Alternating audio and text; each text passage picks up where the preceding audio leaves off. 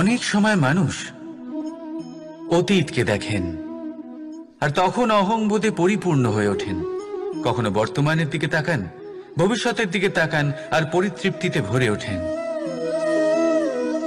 কেন বুঝতে পারেন না একটা সহজ কথা? এই যে সৃষ্টি, এই সৃষ্টি হলো একটা বড় চক্র যা বারংবার আপনার কাছে ফিরে আসবেই। কঠিন থেকে কঠিনতর পরীক্ষায় আপনাকে নিযুক্ত করবে, যাতে আপনাকে উত্তীর্ণ হতেই হবে। যা কাল ছিল তা আজ নেই, এটা সবাই জানেন। যা আজ আছে তা হয়তো কাল থাকবে না, এটাও আপনাকে মেনে নিতে হবে, তাও আবার হাসি মুখে। শান্ত থাকতে শিখুন আর কখনোই মনের মধ্যে অহংকার উৎপন্ন হতে দেবেন না। হতে শিখুন সেই হিমবাহের মতো।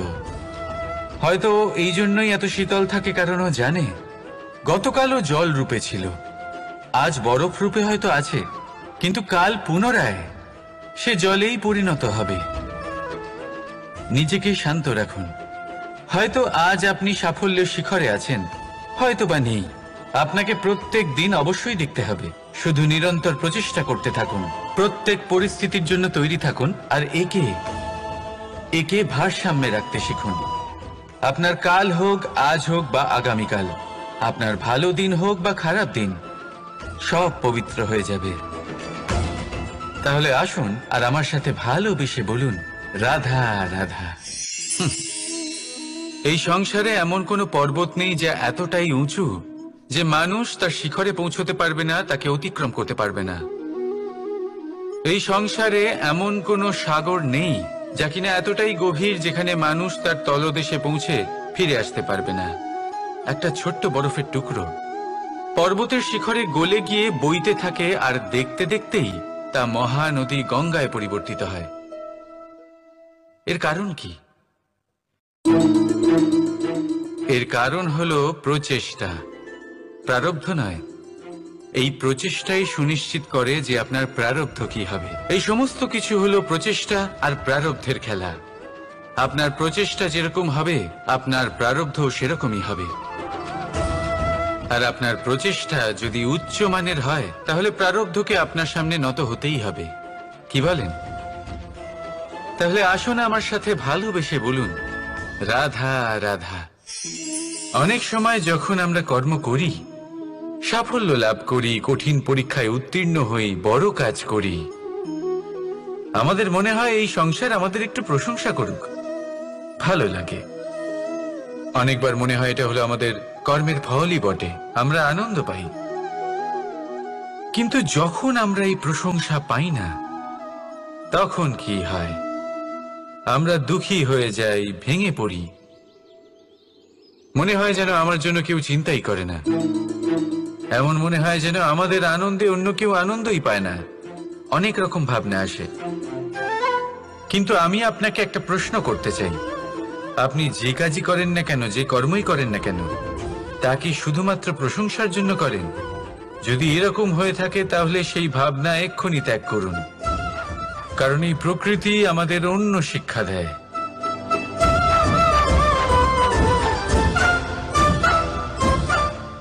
এই ফুলকে দেখুন, এই যে ফুলের সুবাস, যা আমার মনকে উচ্ছ্বসিত করে তোলে, মনে শক্তির সঞ্চার করে, এই সুগন্ধ। কিন্তু ভেবে দেখুন, ফুলের কিন্তু এই কাজ করার জন্য কোনো প্রশংসারই প্রয়োজন হয় না। এটাই হলো প্রকৃতির শিক্ষা। যিনি সৎ হন, সৎকর্ম করেন, তার কোনো প্রশংসার প্রয়োজন হয় না, কারণ ওনার কর্মই হলো ওনার সুবাস। মনে রাখবেন, আতর নকল ফুলে দেওয়া হয়, প্রকৃত ফুলের তার কোনো প্রয়োজন হয় না। সেইভাবেই আপনিও কর্ম করতে থাকুন শুভ চিন্তা নিয়ে। এই মনকে সব সময় শান্ত রাখুন, স্বচ্ছ রাখুন। যদি এরকম করেন, তাহলে আপনার কর্ম এমন সুবাস ছড়াবে যে আপনার জীবনে শুধু এবং শুধুমাত্র আনন্দই থাকবে। তাহলে এই আনন্দ সহকারে বলুন, রাধা রাধা। জীবন, এই জীবন আসলে কি?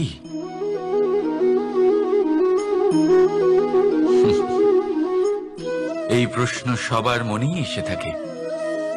সবার মন এই প্রশ্নের জন্যই চিন্তিত থাকে, এই জীবন আসলে কি, এর উদ্দেশ্য আসলে কি, কি করা যেতে পারে এই জীবনে? এই জীবন কি কিছু পাওয়ার, নাকি এই জীবন কিছু হারাবার? এই জীবন কি আসলে সেটাই যেখানে আমাদের পরমাত্মার খোঁজ করা উচিত, নাকি আমাদের ধাবিত করা উচিত নিজেদের স্বপ্নের লক্ষ্যে? এই জীবন আসলে কি? এই জীবন আসলে অত্যন্ত সরল। এ হলো শান্ত জলের মতো, একটা আয়নার মতো এই জীবন। এই জীবন আসলে ঠিক যেন এক আয়নার মতো। আয়না কি করে? আপনাকে সেটাই দেখায় যা আপনি করে থাকেন। আপনি হাসি মুখে আয়নার দিকে তাকান, আয়না আপনাকে আপনারই মুখ দেখাবে সেই হাসি সমেত। আপনি রেগে গিয়ে আয়নার দিকে তাকান, আয়না আপনাকে সেটাই দেখাবে। আপনি প্রসন্নভাবে হেসে আয়নার দিকে তাকালে আয়না আপনাকে সেটাই দেখাবে। এটাই হলো জীবন, একটা আয়নার মতো। আপনি এটা ভাববেন না যে এই জীবন আপনাকে কি দিয়েছে, বরং এটা ভেবে দেখুন যে আপনি এই জীবনকে কি প্রদান করেছেন। যদি আপনি এই জীবনকে সুখ প্রদান করেন, আনন্দ দিতে পারেন, ভালোবাসা দিতে পারেন, তাহলে এই জীবনও আপনাকে সুখ, আনন্দ আর ভালোবাসাই দেবে। তাহলে আসুন এই সুখ, আনন্দ আর ভালোবাসা দিয়ে বলুন, রাধা রাধা। সংসারে অনেক সময় এরকম হয় যে আমরা খুব সমস্যায় থাকি, খুব বিপদের মধ্যে থাকি, আর সেই সমস্ত মানুষ যারা আমাদের কাছের মানুষ, আমাদের আপনজন, তারা আমাদের ত্যাগ করে চলে যান। আমরা এই সময় দুঃখ পাই, নিরাশ হয়ে পড়ি এবং একা একাই সেই সমস্যাকেও কাটিয়ে উঠি। এবার পরিস্থিতি যেমন খুশি হোক না কেন, সেই সব মানুষ যারা এমন সময় আপনাকে ত্যাগ করেছেন, তাদের প্রতি ক্রুদ্ধ হওয়া, অভিমান করা, এটা অনুচিত। আমি বলবো তাদের প্রতি কৃতজ্ঞ থাকুন। আমি বলবো তাদের ধন্যবাদ জানান যে তারা এমন সময় আপনার সঙ্গ ত্যাগ করেছেন যখন আপনার তাদের সব থেকে বেশি প্রয়োজন ছিল। কারণ দেখুন, হয় তাদের বিশ্বাস ছিল যে আপনি নিজেই এই বিপদ থেকে বেরিয়ে আসতে পারবেন, বা তাদের ত্যাগ করার জন্য আপনি নিজের উৎসাহ বাড়িয়ে তুললেন, আপনি নিজের শক্তি বাড়ালেন এবং নিজে সেই সমস্যা থেকে বেরিয়ে আসলেন। নিজের খারাপ সময়কে আপনি নিজেই ভালো সময় করে তুললেন। শেষ পর্যন্ত আপনি আরো শক্তিশালী হয়ে উঠলেন, আরো শ্রেষ্ঠ হয়ে উঠলেন। আর এটাই তো আপনার বিজয়, যার কারণ হলো তাদের আপনাকে ত্যাগ করা। তাহলে তাদের ধন্যবাদ জানান আর আমার সাথে ভালোবেসে বলুন, রাধা রাধা। দোল উৎসবে এই সমগ্র সংসার রং নিয়ে খেলা করে, কিন্তু এই রঙের সারমর্ম এই সংসার কি জানে? কখনো দেখেছেন একটা চিন্তিত মুখ শুধুমাত্র রঙের স্পর্শ পেয়ে আনন্দিত হয়ে ওঠে? দোলে আমরা কি করি? পুরাতনকে ত্যাগ করি আর নতুনকে স্বাগত জানাই। শিশিরকে বিদায় জানিয়ে এক সুন্দর, এক নতুন ঋতুকে আগমন জানাই। দুশ্চিন্তা দূর করে আসার নতুন রঙে রঙিন হয়ে ওঠা, নিজেকে আনন্দিত করা, এটাই তো হলো দোল। এবার দোলের একটা ব্যাপার আছে, দুটো রঙে একসাথে রঙিন হওয়া যায় না। একটা রং উঠলে তবেই আরেকটা রং লাগা সম্ভব। আরো একটা প্রশ্নও রয়েছে, কোন রংকে তুলে দিয়ে কোন রং মাখানো যেতে পারে? যদি আপনাকে উদাহরণ দিই, লোভের এই রং, তা যতক্ষণ লেগে থাকবে আনন্দের রং লাগতে পারবে না। যা হয়েছিল দ্বারকাবাসী এবং সামন্তক মণির মধ্যে। ভ্রান্তির রং যতক্ষণ লেগে থাকবে সত্যের রং লাগতে পারবে না, যা হয়েছে রুক্মিণীর সাথে। আর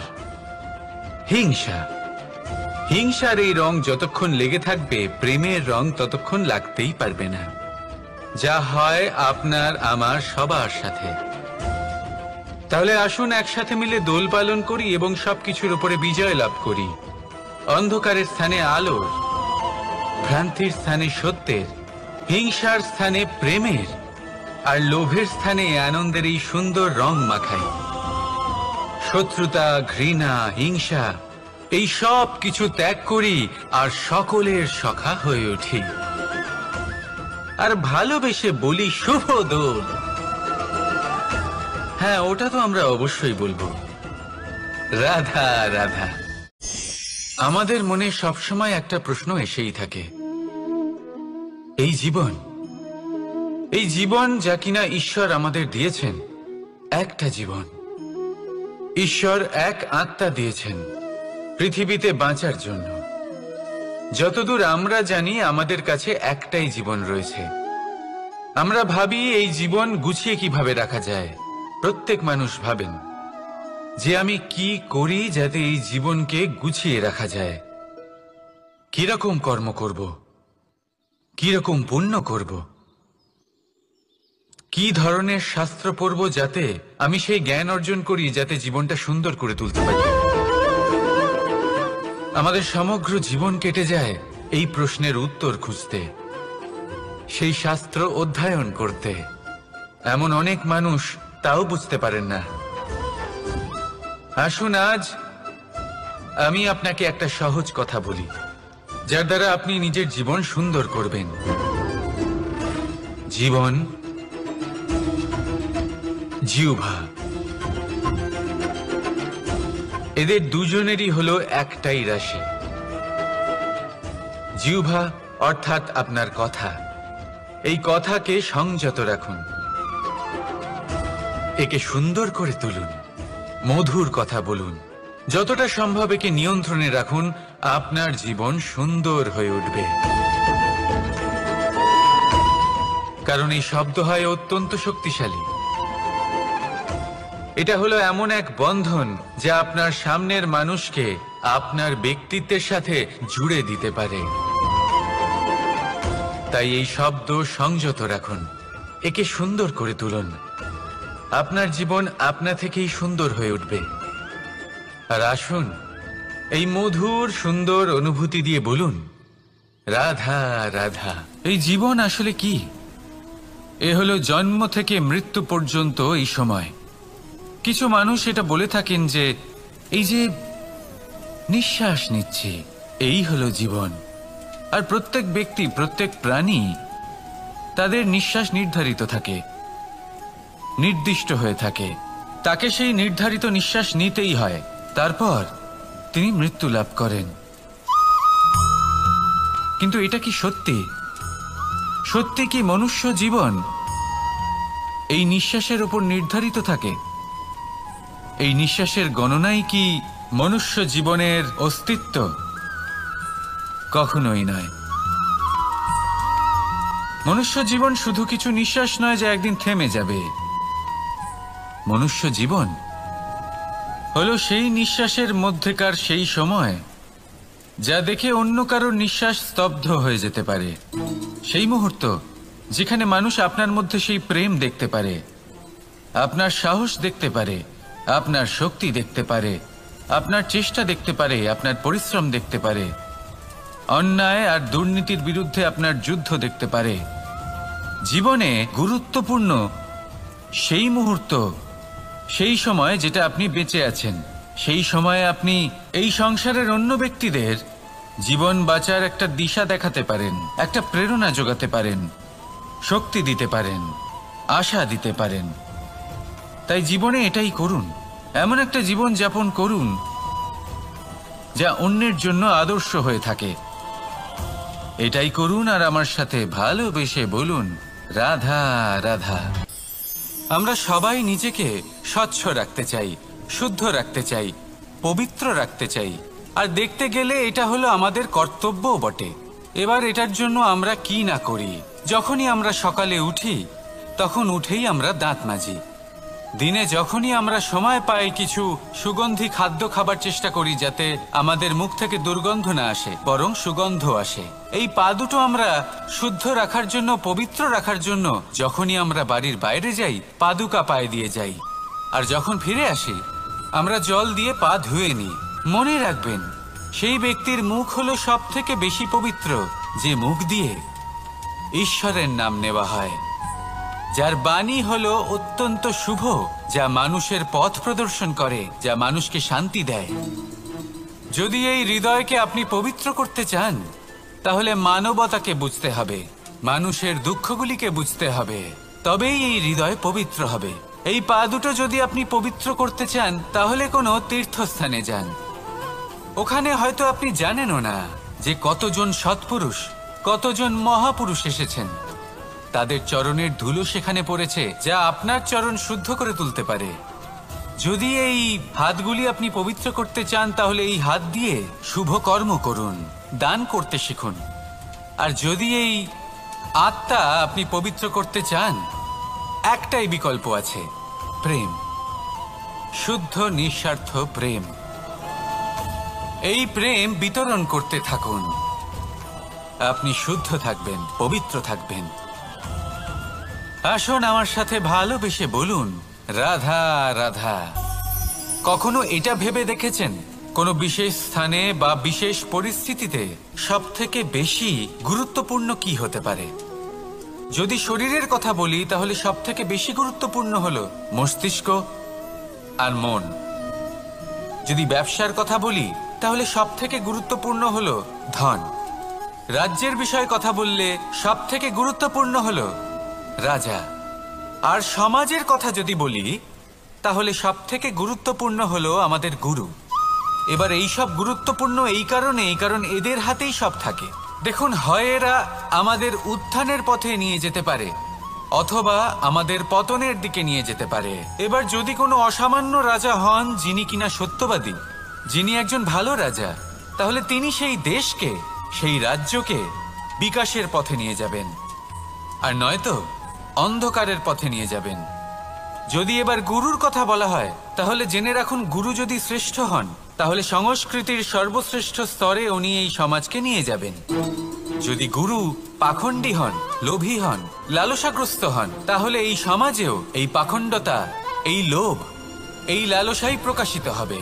ঠিক এইভাবেই জীবনে, মানুষের জীবনে প্রেমেরও এক গুরুত্বপূর্ণ স্থান রয়েছে। যদি মানুষের মনে প্রেম থাকে, তাহলে ধরে নিন সে জীবিত রয়েছে, আর যদি না থাকে, তাহলে সে মৃতই প্রায়। যদি রাধা কৃষ্ণের বিষয়ে কথা বলি, বলবো কৃষ্ণের জীবনে যদি রাধা থাকে, তাহলেই কৃষ্ণ হলো কৃষ্ণ। আর যদি রাধা না থাকে, তাহলে কৃষ্ণ হলো যে কোনো পশুরই সমান। আসলে পশু থেকে মানুষ হওয়ার এই যে যাত্রা, এর আধার হলো প্রেম। এই প্রেমকে মনে জাগ্রত করে রাখুন, আর আমার সাথে ভালোবেসে বলুন, রাধা রাধা। প্রেম, এই প্রেম আসলে কি? বেশিরভাগ মানুষই বুঝতে পারেন না, কিন্তু এটাতে তাদের কোনো দোষ নেই, কারণ তাদের কাছে প্রয়োজনীয় জ্ঞানই নেই। এবার প্রেমের বিষয়ে আজ আমি একটা ছোট্ট কথা বলতে চাই। আপনি দেখবেন কিছু মানুষ যখন কাউকে ভালোবাসেন, তখন তাদের মনে হয় সেই ব্যক্তির ওপর ওনার অধিকার রয়েছে। এবার সেই অধিকারের বোধে ফেঁসে গিয়ে নিজেই ক্রুদ্ধ হয়ে বসেন যে ও আমার কথা মনে করলো না, ওর স্মৃতিতে আমার কোনো স্থান নেই, ও আমার সাথে কথাই বলতে ভুলে গেছে, ইত্যাদি ইত্যাদি। অনেক কারণ হতে পারে। আমি আপনাকে একটা প্রশ্ন করি, এই যে স্মৃতিগুলি, এটাই কি ভালোবাসা? কখনোই নয়।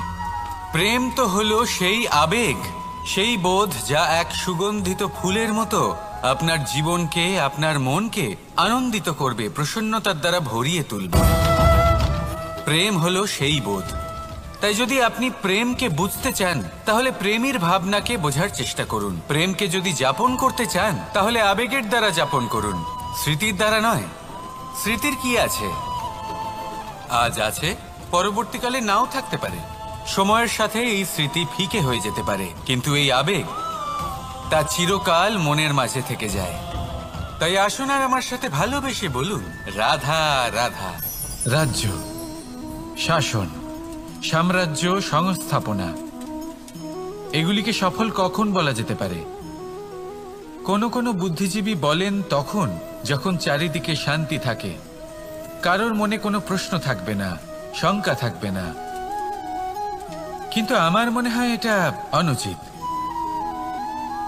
কোনো রাজ্যের পক্ষে বা কোনো শাসনকালে সব থেকে বড় সংকট তখন আসে যখন সব থেকে বেশি যোগ্য ব্যক্তি বা সব থেকে বেশি বিদ্বান ব্যক্তিও শুধু মুখদর্শক হয়ে বসে থাকেন। মনে প্রশ্ন আসতে থাকে কিন্তু জিজ্ঞেস করেন না, শঙ্কা উৎপন্ন হয় কিন্তু ব্যক্ত করতে পারেন না। এটা খুবই অনুচিত। এই যে প্রশ্ন, তা আসা খুব ভালো। এই প্রশ্ন অকারণে আসে না, কোনো সমস্যার কারণেই আসে। এই প্রশ্নের দ্বারা আপনি সেই সমস্যাগুলি দেখতে পাবেন যাতে আপনি এতদিন অনভিজ্ঞ ছিলেন। আর যত প্রশ্নের নিবারণ আপনি করবেন ততই আপনার রাজ্য, আপনার শাসন আরো শ্রেষ্ঠ হয়ে উঠবে। এই প্রশ্ন, এই শঙ্কা, এগুলো আপনাকে সমাধানের চূড়াতে অবশ্যই নিয়ে যাবে।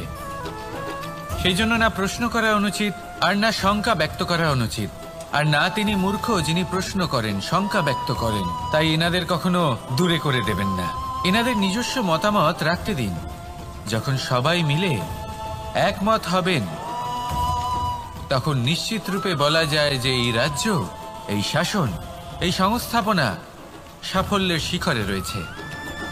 তাহলে আসুন আর আমার সাথে ভালোবেসে বলুন, রাধা রাধা। প্রকৃতি, নিয়তি কখনোই কারোর সাথে পক্ষপাত করে না, প্রত্যেককে জীবনদান দেয়, সমান সুযোগ প্রদান করে। এটা সেই ব্যক্তির উপরে নির্ভর করে যে সে কিভাবে তার থেকে লাভবান হয়ে উঠবে। তার নির্বাচনের উপর নির্ভর করে, তার দৃষ্টিভঙ্গির উপর নির্ভর করে, নির্ভর করে যে সে কতটা ধনাত্মক বা কতটা নেতিবাচক। দুই ধরনের মানুষ হন। এমন কিছু মানুষ হন যারা প্রত্যেক পরিস্থিতি, প্রত্যেক সমস্যা এবং বিপদে সুযোগ খুঁজে বের করেন। আর কিছু এমন মানুষ রয়েছেন যারা যে কোনো সুযোগে কোথাও না কোথাও থেকে একটা সমস্যা খুঁজে বের করেন। এবার আপনি কি চান? আপনি সুযোগ চান, তাহলে সুযোগ পাবেন। আপনি সমস্যা পেতে চান, সমস্যা তো আপনি চাইলেই খুঁজে পাবেন। চয়ন আপনারই, যে আপনি কতটা ধনাত্মক থাকতে চান, কতটা নেতিবাচক থাকতে চান। ধনাত্মক থাকুন, জীবনে সব কিছু সম্ভব হবে। আসুন আর আমার সাথে ভালোবেসে বলুন, রাধা রাধা। যখনই আমরা কথা বলি জলরাশির বিষয়ে, যখন আমরা তুলনা করি, তখন আমাদের খুব ভালো লাগে মিষ্টি সরোবর, পুকুর, নদী। আর আমরা অপেক্ষা করে থাকি সাগরের জন্য, সমুদ্রের জন্য। কেন করি? কারণ এই সাগর, এই সমুদ্র, এ হলো অত্যন্ত বিশাল আর ভয়ানক। এর জলও কিন্তু নোনতা, যা আমরা পান করতে পারি না। কখনো ভেবে দেখেছেন এই সমুদ্রের অন্তরে এই নোনতা জল, এই নোনতা ভাব, এটা আসে কোত্থেকে? এই যে সমুদ্র, যে প্রবাহমান নদীর থেকে যে খনিজ নির্গত হয়, তার ভান্ডার হলো এটা। সেই খনিজকে নিজের অন্তরে গ্রহণ করে, সেই নোনতা ভাব নিজের মধ্যে সমাহিত করে, আর তারপর সেই নোনতা জল বাষ্পে পরিণত হয়ে ওপরে উঠে যায়, যা মেঘ হয়ে আপনার ওপর মিষ্টি বৃষ্টি হয়ে ঝরে পড়ে। এ হলো সমুদ্রের ত্যাগ, যার জন্য আপনি মিষ্টি জল পান করতে পারছেন, সে নদী থেকেই হোক বা সরোবর থেকে। সেই জন্যই হয়তো সাগর হলো এত মহান, হয়তো সেই জন্যই রত্ন সাগরে পাওয়া যায়।